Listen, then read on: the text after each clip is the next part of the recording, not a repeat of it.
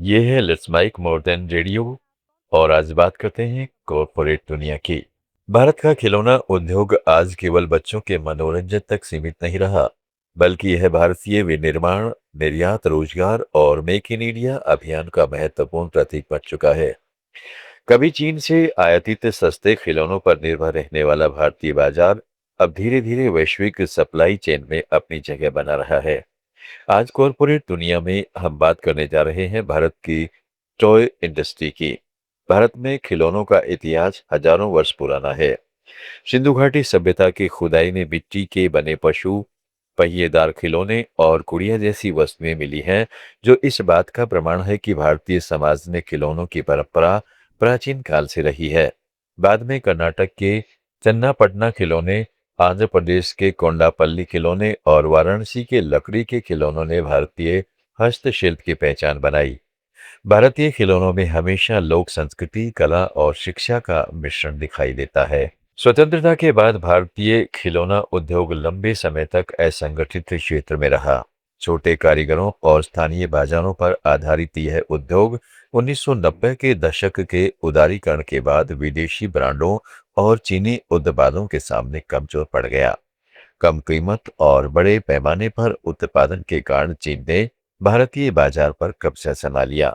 स्थिति यह हो गई कि 2018-19 तक भारत के अधिकांश खिलौने आयातित थे, लेकिन कोविड महामारी, सप्लाई चेन संकट और सरकार की नई नीतियों ने इस सेक्टर की तस्वीर बदल दी। केंद्र सरकार ने 2020 के बाद खिलौनों पर आयात शुल्क बढ़ाया, गुणवत्ता नियंत्रण आदेश लागू किया और बीआईएस सर्टिफिकेशन को अनिवार्य किया गया। इसका सीधा असर यह हुआ कि सस्ते और खराब क्वालिटी वाले आयातित खिलौनों की एंट्री कम हो गई। सरकारी आंकड़ों के अनुसार 2018-19 से 2023-24 के बीच खिलौनों के आयात में लगभग 79% तक गिरावट आई, जबकि निर्यात में 40 से 60% तक वृद्धि दर्ज की गई।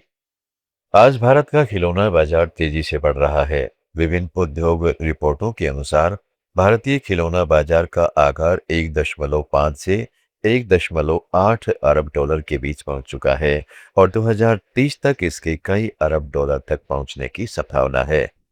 वैश्विक खिलौना बाजार 179 अरब डॉलर से अधिक का माना जाता है, जिसमें भारत की हिस्सेदारी अभी भी 1% से कम है, लेकिन यही भारत के लिए सबसे बड़ा अवसर भी है।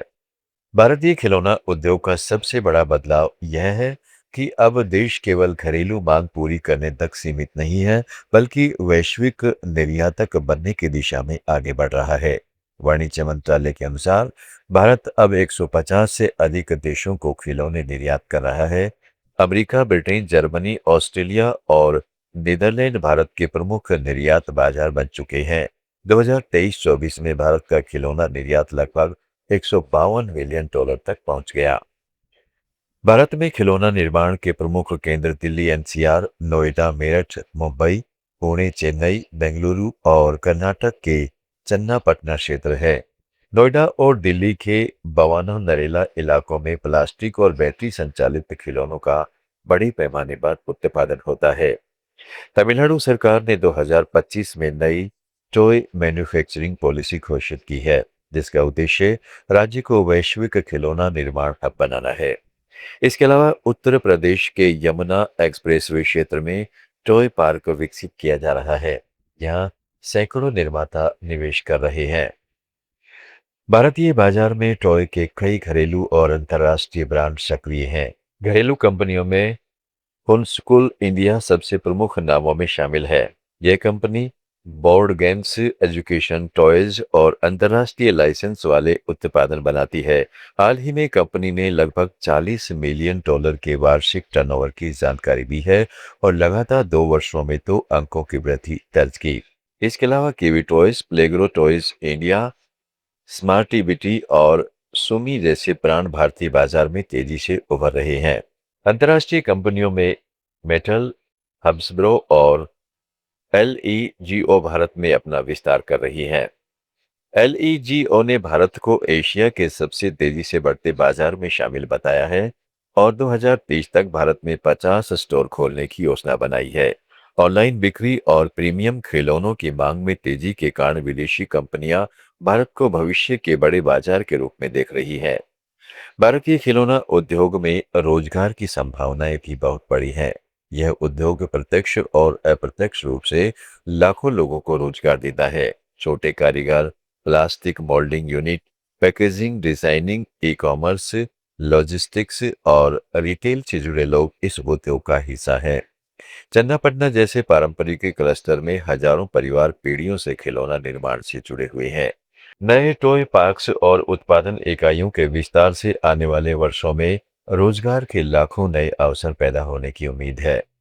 हालांकि चुनौतियां भी कम नहीं है। भारतीय खिलौना उद्योग अभी भी तकनीक, रिसर्च एंड डेवलपमेंट और डिजाइन इनोवेशन के मामले में चीन से पीछे माना जाता है। कई छोटे निर्माता अभी भी सीमित पूंजी और पुरानी मशीनों पर निर्भर हैं। गुणवत्ता और सुरक्षा मानकों को बनाए रखना भी एक बड़ी चुनौती है। उद्योग से जुड़े विशेषज्ञों का कहना है कि भारत को केवल लो कास्ट मैन्युफैक्चरिंग पर नहीं बल्कि डिजाइन और इनोवेशन पर भी ध्यान देना होगा। सोशल मीडिया और ऑनलाइन चर्चाओं में भी उपभोक्ताओं ने यह मुद्दा उठाया है कि भारतीय खिलौनों में अभी मनोरंजन और रचनात्मकता की कमी दिखाई देती है। एक और चुनौती वैश्विक प्रतिस्पर्धा है। अमेरिका और यूरोप जैसे बाजारों में सुरक्षा मानक बेहद कठोर हैं। अमेरिकी टैरिफ और वैश्विक व्यापार तनाव का असर भारतीय निर्यात पर पड़ सकता है। उद्योग संगठनों ने सरकार से जीएसटी कम करने, तकनीकी अपग्रेडेशन और निर्यात प्रोत्साहन की मांग की है। इसके बावजूद उद्योग का भविष्य बेहद सकारात्मक माना जा रहा है। भारत में बढ़ता मध्यम वर्ग, digital commerce, quick commerce platform, शैक्षणिक खिलौनों की मांग और स्क्रीन फ्री प्ले की बढ़ती जागरूकता इस सेक्टर को नई दिशा दे रहे हैं। एसटीईएम आधारित educational toys, DIY kits, robotics और एआई आधारित खिलौनों का बाजार तेजी से बढ़ रहा है। भारतीय स्टार्टअप भी इस क्षेत्र में निवेश आकर्षित कर रहे हैं। स्मार्टिविटी जैसे ब्रांड वैश्विक बाजारों में भारतीय डिजाइन और एजुकेशनल खिलौनों को स्थापित कर रहे हैं। भारत सरकार की toycathon, national action plan for toys और स्थानीय क्लस्टरों के विकास के जरिए इस सेक्टर को बढ़ावा दे रही है। वोकल फॉर लोकल अभियान के बाद भारतीय उपभोक्ताओं में स्थानीय ब्रांडों को लेकर विश्वास बढ़ा है। बीआईएस गुणवत्ता मानकों ने घरेलू उद्योग को सुरक्षा और विश्वसनीयता दी है। विशेषज्ञ मानते हैं कि यदि भारत अगले 10 वर्षों में डिजाइन, तकनीक और ब्रांडिंग पर ध्यान दे सके तो यह वैश्विक खिलौना बाजार में बड़ी हिस्सेदारी हासिल कर सकता है। चीन+1 रणनीति के तहत कई वैश्विक कंपनियां वैकल्पिक निर्माण केंद्र तलाश रही हैं और भारत उनके लिए स्वाभाविक विकल्प बन सकता है।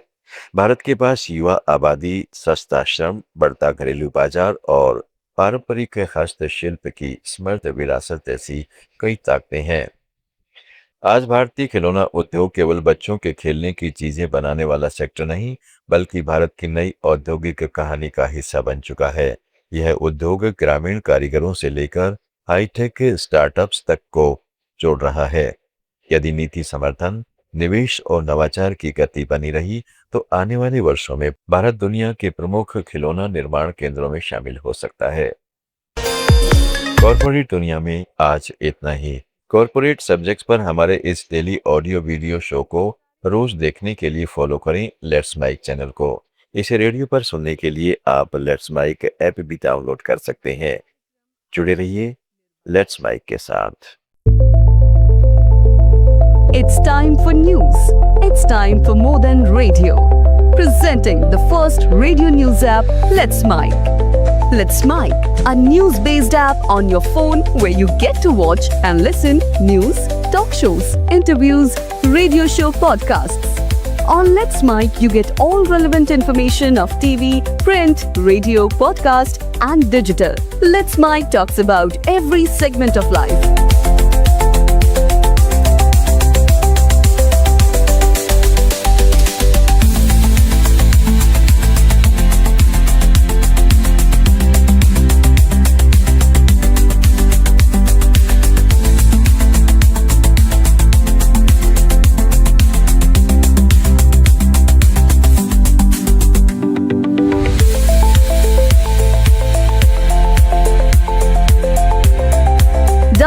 app now from Play Store.